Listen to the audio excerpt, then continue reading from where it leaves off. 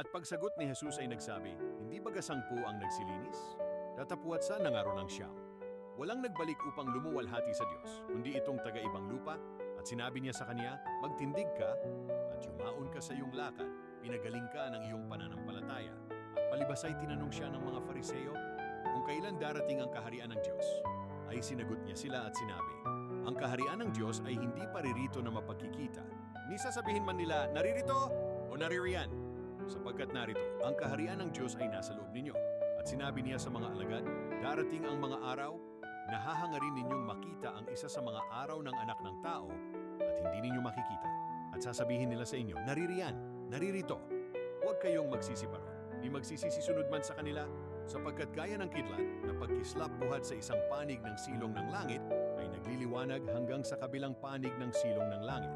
Gayon din naman ang anak ng tao sa kaniyang kaarawan. Datapuat kailangan muna siyang magbata ng maraming bagay at itakwil